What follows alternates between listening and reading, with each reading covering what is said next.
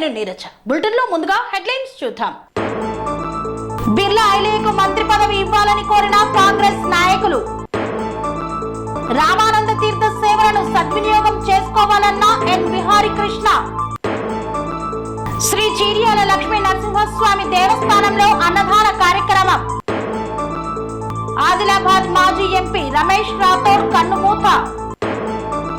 విద్యార్థుల చేత పనులు చేపిస్తున్న ఉపాధ్యాయుడు.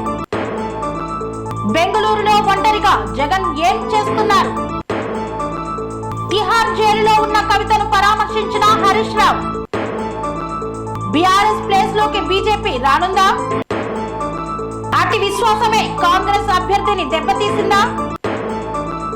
ఎమ్మెల్యేలు పోతే పోని, మిమ్మల్నే ఎమ్మెల్యేలుగా చేసుకుంటాం.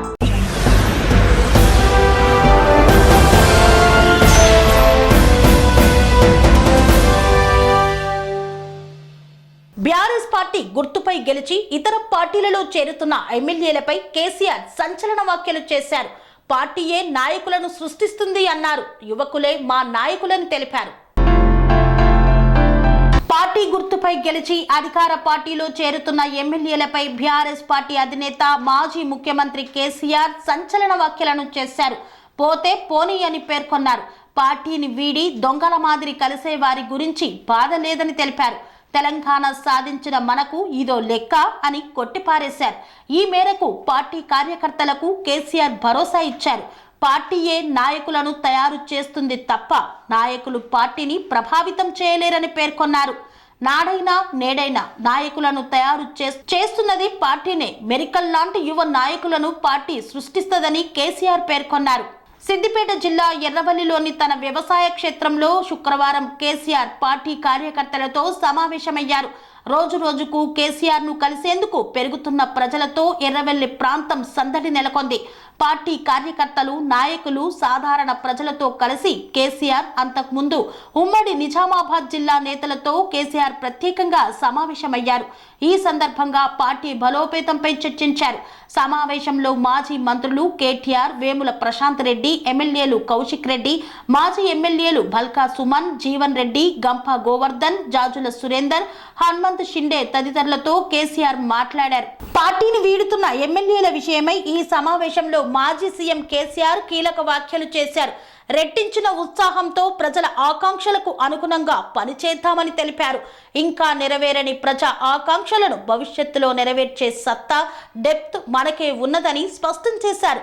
సమైక్యవాదులతో కలబడి నిలబడి అత్యంత కష్టతరమైన తెలంగాణ రాష్ట్రాన్ని సాధించిన బీఆర్ఎస్ పార్టీ శ్రేణులకు ప్రస్తుతం నెలకొన్న పరిస్థితులు ఒక లెక్కనే కాదన్నారు. పార్టీ నుండి పోయి దొంగల్లా కలుస్తున్న నాయకుల గురించి ఏ మాత్రం ఆలోచించవద్దని పార్టీ శ్రేణులకు సూచించారు. ఒకరు పోతే 10 మంది నాయకులను పార్టీ తీర్చిదిద్దుకుంటామని పునరుద్ఘాటించారు. తెలంగాణ ప్రగతి ప్రస్థానంలో చేరుకోవాల్సిన మైలురాళ్లు ఇంకా చాలా ఉన్నాయి. ప్రజల ఆకాంక్షలు, కలలను నెరవేర్చగలిగే అవగాహన మనకు మాత్రమే ఉంది. తెలంగాణ ఆత్మను అర్థం చేసుకుంటూ సమస్యల లోతును పట్టుకోగలిగి పరిష్కరించగలిగే సత్తా ఉద్యమాన్ని నడిపించి రాష్ట్రాన్ని సాధించిన బీఆర్ఎస్ మాత్రమే ఉందని కేసీఆర్ వివరించారు. కోరుట్ల, జగిత్యాల నియోజకవర్గాల నుండి నాయకులతో కూడా కేసీఆర్ సమావేశమై భరోసానిచ్చారు. ఈ సందర్భంగా కేసీఆర్ మాట్లాడుతూ రెట్టించిన ఉత్సాహంతో భవిష్యత్తులో ఇంకా బాగా ప్రజల కోసం పని చేయాల్సి ఉంది. కొన్నిసార్లు ప్రజాస్వామ్యంలో అబద్ధపు ప్రచారాలను నమ్మి ప్రజలు బోల్తా పడుతుంటారు. మొన్నటి ఎన్నికల్లో అదే జరిగింది. అంత మాత్రాన నిరుత్సాహపడొద్దు. అధికారం ఉంటేనే పని చేస్తామంటే పద్ధతి కాదు. మనం ఏ హోదాలో ఉన్నా కానీ ప్రజల కోసం పని చేయాల్సిందే అని స్పష్టం చేశారు.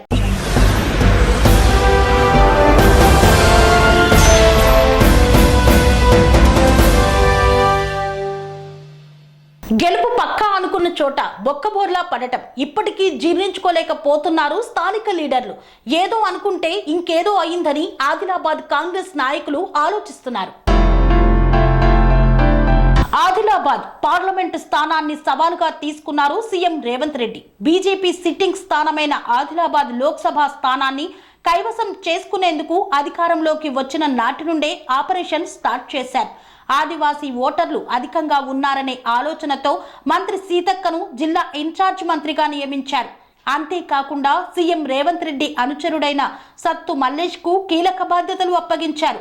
ఇక ఇన్ఛార్జ్ మంత్రిగా మంత్రి సీతక్క పార్లమెంటు పరిధిలోని 7 నియోజకవర్గాల్లో విస్తృతంగా పర్యటించారు. చేరికలపై ఫోకస్ పెట్టి వివిధ పార్టీల నేతలను జాయిన్ చేయించారు. సీనియర్ నేతలు ఇంద్రకరణ్ రెడ్డి, కోనేటి కోనప్ప, విఠల్ రెడ్డి వంటి చాలా మందిని తిరిగి పార్టీలోకి తెచ్చారు. ఆనతి కాలంలోనే పాత కొత్త నేతలతో ఉమ్మడి ఆదిలాబాద్ జిల్లాలో కాంగ్రెస్ బలమైన పార్టీగా ఎదిగింది. ఇక చేరికలతో పార్టీ పుంజుకుందనే అభిప్రాయంతో దాదాపు 2 డజన్ల మంది ఎంపీ టికెట్ కోసం ప్రయత్నించారు. కానీ రాజకీయాలతో సంబంధం లేని ప్రభుత్వ ఉపాధ్యాయురాలు ఆత్రం సుగుణకు టికెట్ కేటాయించింది కాంగ్రెస్. గతంలో ఆదివాసీ ఉద్యమాలు చేయడం, మానవ హక్కుల వేదికలో క్రియాశీలకంగా పనిచేయడంతో సుగుణ అభ్యర్థిత్వంపై మొగ్గు చూపారు అగ్రనేతలు. పార్టీలో చాలా మంది ఆత్రం సుగుణకు టికెట్ కేటాయించడాన్ని వ్యతిరేకించిన మంత్రి సీతక్క, ఖానాపూర్ ఎమ్మెల్యే వెడ్మ బొజ్జు పట్టుబట్టి మరీ సుగుణకు టికెట్ ఇప్పించేలా ప్రయత్నించారు. కానీ విపక్షాలు కాంగ్రెస్ అభ్యర్థి నేపథ్యాన్ని అస్త్రంగా మార్చుకొని సక్సెస్ అయ్యాయి. లంబాడాలకు వ్యతిరేకంగా ఆమె పనిచేయడాన్ని, మతం మారడాన్ని విస్తృతంగా ప్రచారం చేసి కాంగ్రెస్ ను ఇరకాటంలో పెట్టేశారు. ఇదే సమయంలో మంత్రి సీతక్క ఎక్కువగా ఊట్నూరుకే పరిమితం కావడంతో మిగిలిన 6 అసెంబ్లీ సెగ్మెంట్లలో పార్టీని సమన్వయం చేయలేకపోయారని అంటున్నారు. మంత్రి సీతక్క కేవలం ఊట్నూరు నేతలకే ప్రాధాన్యం ఇచ్చారని, తమను నిర్లక్ష్యం చేశారని మిగిలిన నియోజకవర్గాల నేతలు అసంతృప్తితో సాగిన ప్రచారం చేయలేదని చెబుతున్నారు. ఇక పార్టీ ఇన్ఛార్జిగా వచ్చిన సత్తు మల్లేష్ సైతం ఒంటెద్దు పోకడలతో కార్యకర్తలను, ముఖ్య నేతలను పట్టించుకోలేదనే కారణంతో కీలక సమయంలో అంతా గప్చుప్ గా ఉండిపోయారంటున్నారు. అసెంబ్లీ ఎన్నికలకు ముందు సెకండ్ క్యాడర్ నేతలతో నెట్టుకొచ్చిన పార్టీ పార్లమెంట్ ఎన్నికల నాటికి బలమైన నేతల చేరికతో పటిష్టంగా కనిపించిన ఎన్నికల నాటికి సీన్ మొత్తం రివర్స్ అయిందంటున్నారు. బీఆర్ఎస్ నుండి మాజీ మంత్రి అల్లుళ్ల ఇంద్రకరణ్ రెడ్డి, మాజీ కేంద్ర మంత్రి వేణుగోపాలాచారి ఎంపీ ఎన్నికలకు ముందే కాంగ్రెస్ లో చేరిన ఆ ఇద్దరు నేతల అనుభవాన్ని పెద్దగా వాడుకోకపోవడం ఓ కారణంగా చెప్తున్నారు.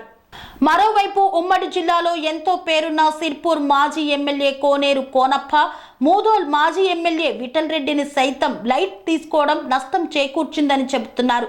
కేవలం 3 నేతల కనుసన్నల్లోనే రాజకీయాలు నడిచాయని, అనుభవ రాహిత్యం, జిల్లా రాజకీయాలపై అవగాహన లేని వ్యక్తుల వల్లే ఓటమి మూట కట్టుకున్నారనే విమర్శలు వ్యక్తమవుతున్నాయి. ఇక పార్టీ ఫండ్ ఖర్చు చేయడంలోనూ కొందరు చేతివాటం ప్రదర్శించారని అంటున్నారు. మొత్తానికి గెలిచే అవకాశం ఉన్నా సీటును కాంగ్రెస్ నేతలు చేతులా వదులుకున్నారనే అభిప్రాయం వ్యక్తమవుతోంది.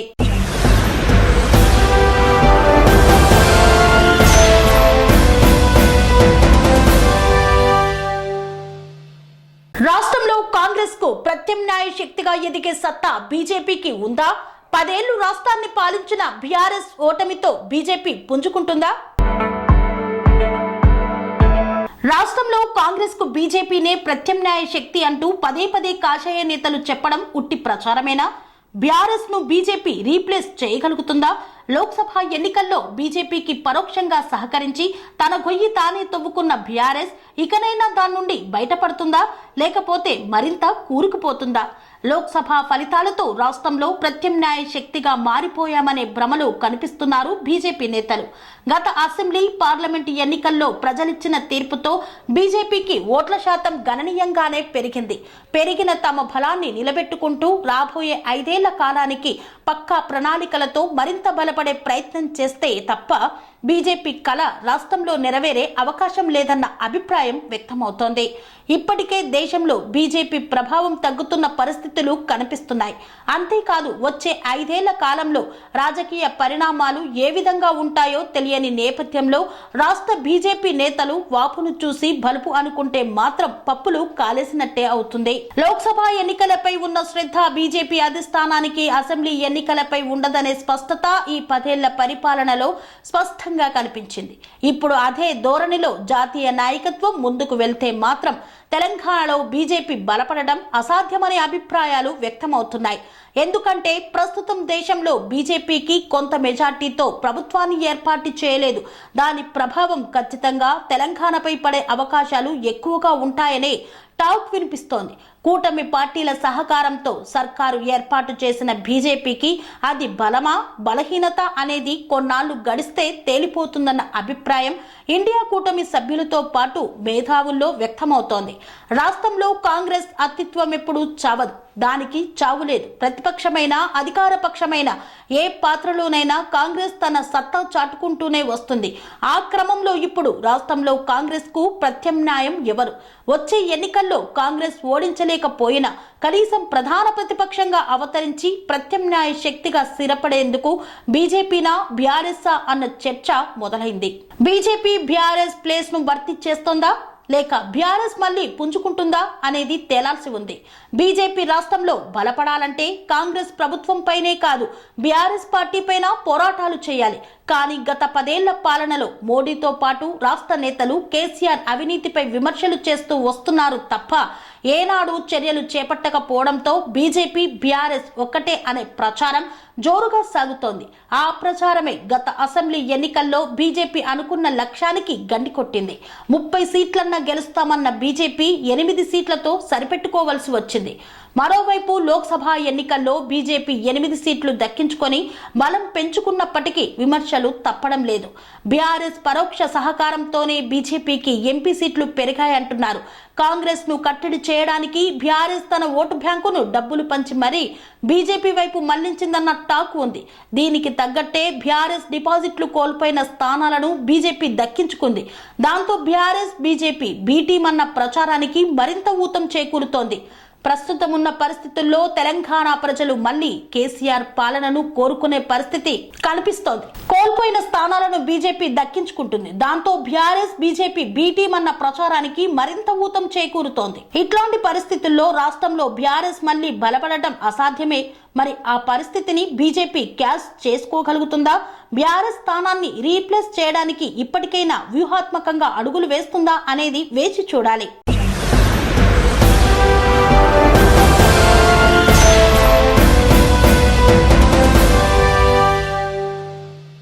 ఢిల్లీ మద్యం పాలసీ కుంభకోణం కేసులో అరెస్ట్ అయిన కల్వకుంట్ల కవితను మాజీ మంత్రి హరీష్ రావు కలిశారు.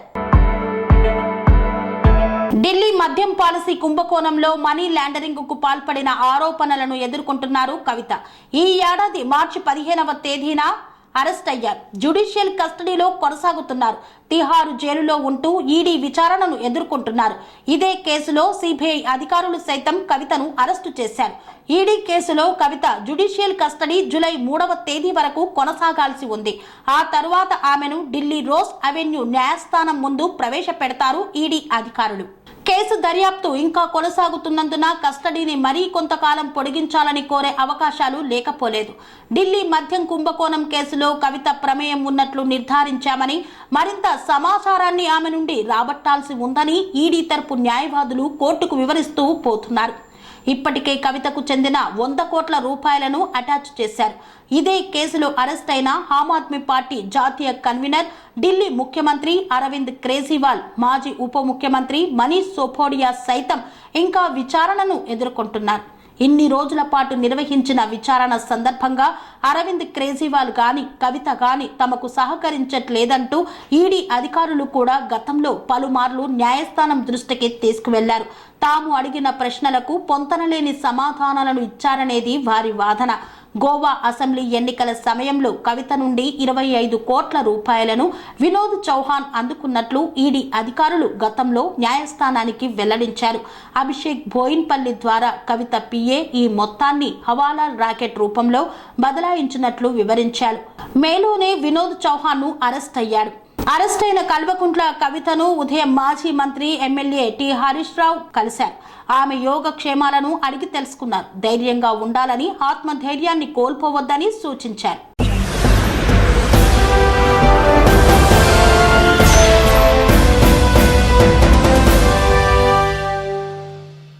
వైఎస్ జగన్మోహన్ రెడ్డి ఏపీ మాజీ సీఎం. మొన్నటి వరకు తాడేపల్లిలో ఉండేది ఆయన నివాసం. ప్రస్తుతం ఆయన కేర్ ఆఫ్ అడ్రస్ మాత్రం బెంగళూరులోని యాలంక ప్యాలెస్. ఏపీ మాజీ ముఖ్యమంత్రి వైఎస్ జగన్మోహన్ రెడ్డి ఆ ప్యాలెస్ దాటి రావడం లేదు, ఎవరిని కలవడం లేదు. ఇంతకీ ఆయన అక్కడ ఏం చేస్తున్నారు? భవిష్యత్తు ప్రణాళికలను రచిస్తున్నారా, లేక ఓటమిని డైజెస్ట్ చేసుకునేందుకు ప్రయత్నిస్తున్నారా? ఒకప్పుడంటే ఏపీ ముఖ్యమంత్రి హోదాలో ఉన్నప్పుడు జగన్ చెప్పిన మాటలు ఇవి. 2019 ఎన్నికల్లో గెలిచినట్టు 151 సీట్లతో మనం సర్దుకుపోవద్దు. ఈసారి అంటే మొన్న జరిగిన ఎన్నికల్లో 175 సీట్లు సాధించాల్సిందే. దీనికోసం ఆయన అనేక మార్పులు చేర్పులు చేశారు. ఎమ్మెల్యేల నియోజకవర్గాలను మార్చేశారు, కొత్త వారిని చేర్చారు, పాత వారిని మార్చేశారు. మరి ఇంత చేస్తే ఏం జరిగింది? ప్రజలు జగన్నే మార్చేశారు. 175 దేవుడెరుగు, ఏకంగా 11కు పడిపోయింది సీట్ల సంఖ్య. జగన్ ఏం మాట్లాడారో ప్రజలు మర్చిపోయినా ఆయనకైతే గుర్తుండి ఉండే ఉంటుంది కదా. నేను ఊహించింది ఏంటి, జరిగింది ఏంటి అనే డైలామాలో ఉండిపోయారు జగన్. అసలేం జరిగింది, ఎలా జరిగింది, ఎందుకు జరిగింది అన్న ప్రశ్నలే కానీ సమాధానాలు లేవు జగన్ వద్ద. అందుకే తాడేపల్లి నుండి మకాం ఫస్ట్ పులివెందులకు షిఫ్ట్ అయింది. ఆ తర్వాత అటు నుంచి అటే బెంగళూరుకి వెళ్ళిపోయారు. నిజానికి మొదట అందరూ అనుకున్నది ఏంటంటే జగన్ పై ఇక్కడైతే నిఘా ఉంటుంది, అదే బెంగళూరులో అయితే అలాంటి ఇబ్బందులు ఉండవు. అక్కడే జగన్ కీలక నేతలతో కలిసి వ్యూహాలు రచిస్తారని అంతా ఊహించారు. కానీ అక్కడ ఇది కూడా జరగడం లేదు. జగన్తో నేతలు కూడా భేటీ అవ్వడం లేదు. కాబట్టి వ్యూహరచన ఏం జరగడం లేదు. మరి బెంగళూరులోని యాలహంక ప్యాలెస్ లో జగన్ ఏం చేస్తున్నారు? జగన్ బెంగళూరుకు వెళ్ళడానికి 2 కారణాలు ఉండి ఉండాలి. ఒకటి, ఓటమి తర్వాత ఎవరికి ముఖం చూపించుకునే పరిస్థితి లేకపోవడం. రెండవది, 5 ఏళ్ల పాటు సీఎంగా తెగ కష్టపడ్డాను కాబట్టి మనసుకు శరీరానికి కాస్త రెస్ట్ కావాలని కోరుకోవడం. ఈ 2 కారణాలలో ఏదో ఒక కారణంతోనే ఆయన బెంగళూరుకు షిఫ్ట్ అయి ఉండాలి. కానీ రెస్ట్ కోసమే ఆయన బెంగళూరుకు వెళ్లే ఛాన్స్ అయితే లేదు. ఎందుకంటే ఎన్నికలు ముగియగానే ఆయన లండన్ వెళ్లారు. కుటుంబంతో సహా కొన్ని రోజుల పాటు ఆయన విదేశాలను చుట్టి వచ్చారు. చాలా రిలాక్సేషన్ తర్వాతే ఆయన తిరిగి ఇండియాకు వచ్చారు. ఆయన మళ్ళీ రెస్ట్ కోసమే బెంగళూరుకు వెళ్లే పరిస్థితి అయితే లేదు. అయితే జగన్ ఓటమిని తట్టుకోలేకే బెంగళూరుకు తన కేర్ ఆఫ్ అడ్రస్ ను మార్చేశారని తెలుస్తోంది. జగన్ కు తాడేపల్లిలో ఓ ఇల్లు ఉంది. ఆ తర్వాత సొంత గడ్డ పులివెందులలో మరో ఇల్లు ఉంది. కానీ ఈ రెండింటిలో దేనిని చూసుకోలేకపోయారు. తాడేపల్లి అనేది అమరావతిలో ఉన్న ప్రాంతం. అక్కడ జగన్ ఉంటే నచ్చేవారు మెచ్చేవారు ఎవరూ లేరు. అధికారంలో ఉన్నప్పుడు తన ఇంటి పరిసరాల వైపు ఎవరిని రానివ్వలేదు. కానీ ఇప్పుడు ఆ పరిస్థితి లేదు. అక్కడికి ఎవరు వచ్చినా, ఏ నేతతో మాట్లాడినా వారి ముఖాల్లో 11వ నెంబర్ కనిపిస్తుంది. అంతేకాదు ఎప్పుడు ఏ వైపు నుండి నిరసన వ్యక్తమవుతుందో తెలియని పరిస్థితి. అందుకే పులివెందులలో పర్యటన పెట్టుకున్నారు. అక్కడ కూడా అదే పరిస్థితి. వైసీపీకి మంచి పట్టున్న ప్రాంతం రాయలసీమ అనే ముద్ర ఉండేది. ఈ ఎన్నికల దెబ్బకు ఆ ముద్ర కూడా చెరిగిపోయింది. పులివెందులలో తనను కలిసే నేతలు అనుచరులను చూస్తుంటే ఆయనకు ఓటమి బాధ మరింత ఎక్కువ అవుతున్నట్లు తెలుస్తోంది. అందుకే ఒంటరిగా ఉండేందుకే ఆయన యాలహంక ప్యాలెస్ కు వెళ్లారని తెలుస్తోంది. అక్కడైతేనే తన మనసుకు కాస్త ప్రశాంతత దొరుకుతుందని, అక్కడికైతే ఎవరు రారు, ప్రభుత్వ నిఘా ఉండదు, నిరసనల బాధ ఉండదు, పరామర్శల గోళా లేదు. మొత్తానికి తన దారుణ ఓటమిని మర్చిపోయేందుకు టైం దొరుకుతుంది. అసలు ఈ ఎన్నికలే జరగలేదు, ఆ ఎన్నికల్లో నేను పోటీ చేయలేదు, 11 సీట్లు రాలేదు అనే ఫీలింగ్ కోసమే జగన్ యాలహంక ప్యాలెస్ కు చేరినట్లు అర్థమవుతోంది.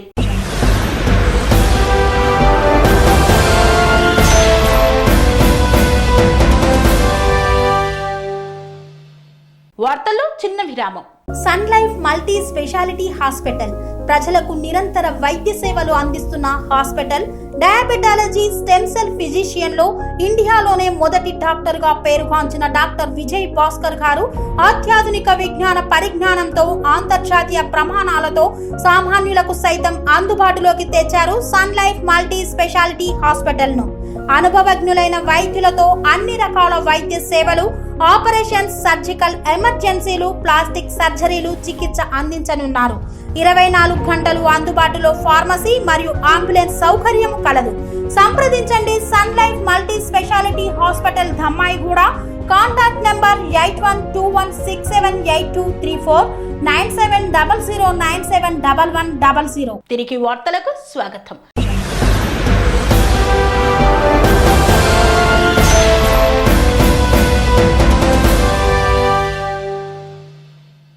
బాంబారా మోడల్ పాఠశాల పాఠశాలలో వర్షపు నీరు వచ్చి చేరింది. దీంతో ఉపాధ్యాయులు విద్యార్థులతో క్లీన్ చేయించారు. కొమరం భీం ఆసిఫాబాద్ జిల్లా వాంకిలి మండలం భాంపారా మోడల్ పాఠశాలలో ఇటీవల కురిసిన వర్షాలకు వర్షపు నీరు పాఠశాలల్లోని ఆవరణలో వచ్చి చేరడంతో విద్యార్థులకు చదువు చెప్పాల్సిన ఉపాధ్యాయులు సైతం దగ్గరుండి విద్యార్థుల చేత స్వీపర్ పని చేయించాల్సి వచ్చింది. చీపురు పట్టి ఊడిపించి నీళ్లతో కడిగించి శుభ్రం చేపించడంతో పలువురు ఆ ఉపాధ్యాయునిపై తీవ్రంగా మండిపడుతున్నారు. అంత నీళ్ళు లేదు అక్కడ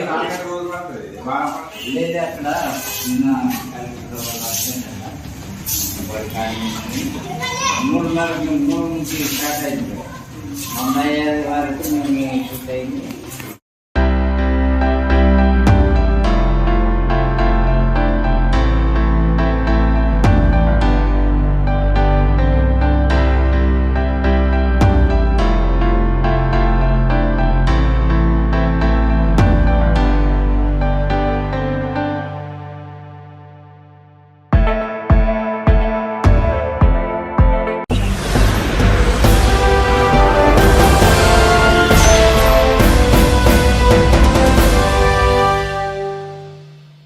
ఆదిలాబాద్ మాజీ ఎంపీ రమేష్ రాథోడ్ కన్ను మూశారు. అస్వస్థతకు గురైన ఆయన్ను ఆసుపత్రికి తరలిస్తున్న నేపథ్యంలో మార్గమధ్యంలోనే కన్ను మూశారు. మాజీ ఎంపీ రమేష్ రాథోడ్ కన్ను మూశారు. శుక్రవారం అర్ధరాత్రి ఉట్నూరులోని తన నివాసంలో అస్వస్థతకు గురి కావడంతో ఆయన్ను కుటుంబ సభ్యులు జిల్లా కేంద్రంలోని ఓ ప్రైవేట్ ఆసుపత్రికి తరలించారు. అయితే హైదరాబాద్ ఆసుపత్రికి తరలిస్తున్న క్రమంలో మార్గమధ్యంలోనే తుది శ్వాస విడిచారు. రమేష్ రాథోడ్ ఒకసారి జెడ్పీ చైర్మన్ గా, మరోసారి ఎమ్మెల్యేగా, ఒకసారి ఎంపీగా పనిచేశారు. ఇటీవల ఆదిలాబాద్ బీజేపీ టికెట్ ఆశించినప్పటికీ రమేష్ రాథోడ్ కు టికెట్ దక్కలేదు. ఆదిలాబాద్ జిల్లా నార్నూర్ మండలం తాడిహత్నూర్ సర్పంచ్ గా రమేష్ రాథోడ్ తన రాజకీయ జీవితాన్ని ప్రారంభించారు. 1999లో ఖానాపూర్ ఎమ్మెల్యేగా, 2007లో ఆదిలాబాద్ జెడ్పీ చైర్మన్ గా, 2009లో ఎంపీగా విజయం సాధించారు. రమేష్ రాథోడ్ మృతి పట్ల రాజకీయ ప్రముఖులు సంతాపం తెలిపారు. వారి కుటుంబ సభ్యులకు సానుభూతి వ్యక్తం చేశారు.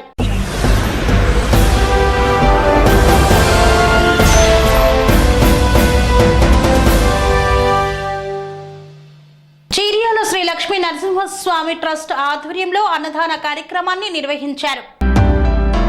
శ్రీ శ్రీ శ్రీ చీరియాల లక్ష్మీ నరసింహస్వామి దేవస్థానంలో ప్రతి శనివారం శ్రీ శ్రీ శ్రీ చీరియాల లక్ష్మీ నరసింహస్వామి చారిటబుల్ ట్రస్ట్ ఆధ్వర్యంలో అన్నదాన కార్యక్రమం నిర్వహిస్తున్నారు. అన్నదాన కార్యక్రమం ఆలయ ఫౌండర్, చైర్మన్ మల్లారపు లక్ష్మీనారాయణ, ధర్మకర్త శ్రీహరి చేతుల మీదుగా భక్తులకు అన్నదాన కార్యక్రమాన్ని నిర్వహించారు. చీరియాల లక్ష్మీ నరసింహస్వామి దేవాలయం ఎంతగానో పేరుగాంచింది. చుట్టుపక్కల నుండి, రాష్ట్ర ఇరుమూలల నుండి ఇక్కడ స్వామివారిని దర్శించుకునేందుకు విచ్చేస్తూ ఉంటారు భక్తులు. శనివారాన్ని పురస్కరించుకొని స్వామివారి దేవాలయానికి భక్తాదులు వస్తుంటారు. వచ్చిన భక్తుల కోసం అన్నప్రసాద కార్యక్రమాన్ని నిర్వహించాలని తలంచి శ్రీ శ్రీ చీరియాల లక్ష్మీ నరసింహస్వామి చారిటబుల్ ట్రస్ట్ ఆధ్వర్యంలో అన్నదాన కార్యక్రమాన్ని చేపడుతున్నారు.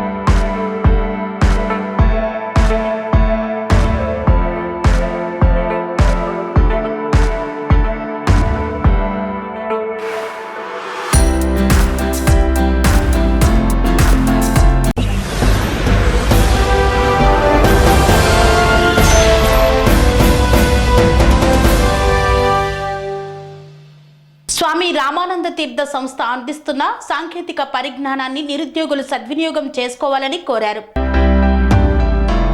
యాదాద్రి భువనగిరి జిల్లా పోచంపల్లి మండలం జలాల్పూర్ గ్రామంలోని స్వామి రామానంద తీర్థ సంస్థ అందిస్తున్న సాంకేతిక శిక్షణ పరిజ్ఞానాన్ని నిరుద్యోగ యువతీ యువకులు సద్వినియోగం చేసుకోవాలని రామానంద తీర్థ ట్రైనింగ్ అధికారి డాక్టర్ ఎన్ విహారీ కృష్ణ కోరారు.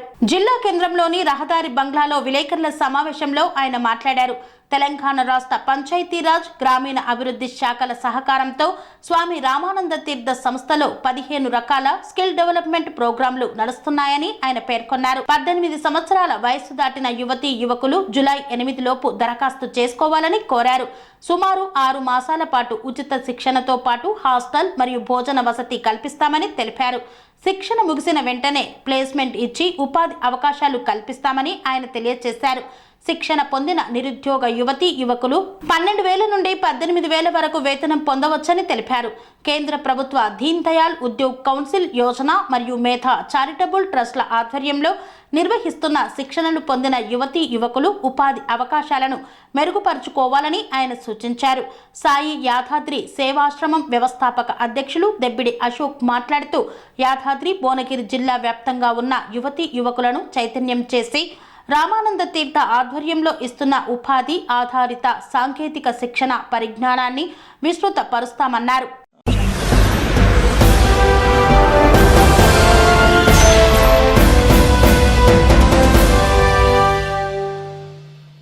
ఆలేరు నియోజకవర్గంలో ఎల్లప్పుడూ ప్రజలకు అందుబాటులో ఉంటున్నటువంటి ప్రభుత్వ విప్ ఆలేరు శాసనసభ్యులు బిర్లా ఐలయ్యకు మంత్రి పదవి ఇవ్వాలని కోరిన ఎరుకల వెంకటేష్ గౌడ్.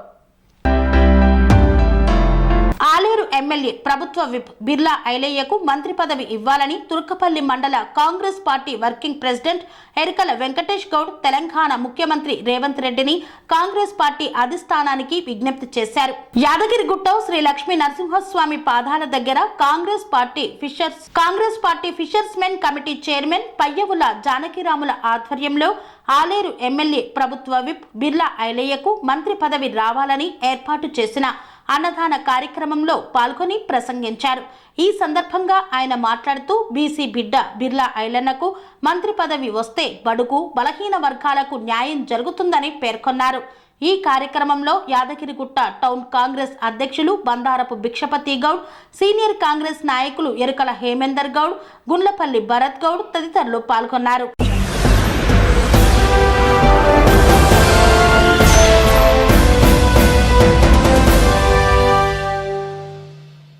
ఇంతటితో వార్తలు సమాప్తం. మరిన్ని అప్డేట్స్ కోసం చూస్తూనే ఉండండి TR9 టీవీ. స్వామి బోధానంద గోసేవ ఆశ్రమం సైథాపూర్.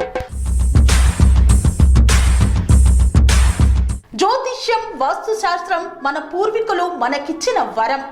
దుర్గాదేవి కాలభైరవ ఉపాసనతో వాక్సిద్ధి పొందిన శ్రీ శ్రీ బోధానందగిరి స్వామివారు మీకు ఎలాంటి సమస్యలున్నా వాటిలో ముఖ్యంగా ధన నష్టం, ఆరోగ్య నష్టం, భార్యాభర్తల మధ్య గొడవలు, ప్రేమించుకున్న వారు దూరం అవడం, ఎన్ని సంబంధాలు వచ్చినా పెళ్లి ముడి పడకపోవడం, రోడ్డు ప్రమాదాలు, అప్పుల బాధలు, వ్యవసాయంలో నష్టాలు, పెద్దల మాట పిల్లలు వినకపోవడం, ఆరోగ్య శాంతి, గృహశాంతి, మనశ్శాంతి లేకపోవడం, ఇలాంటి సమస్యలు ఉన్నట్లయితే ఒక్కసారి స్వామీజీని కలవండి.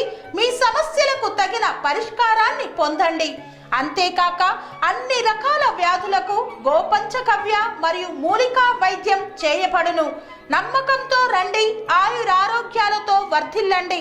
మా అడ్రస్ స్వామి బోధానంద గోసేవ ఆశ్రమం సైథాపూర్, వీరభద్రస్వామి గుడి దగ్గర, యాదగిరిగుట్ట. సంప్రదించవలసిన నెంబర్ 9849213754 మరియు 9618034138.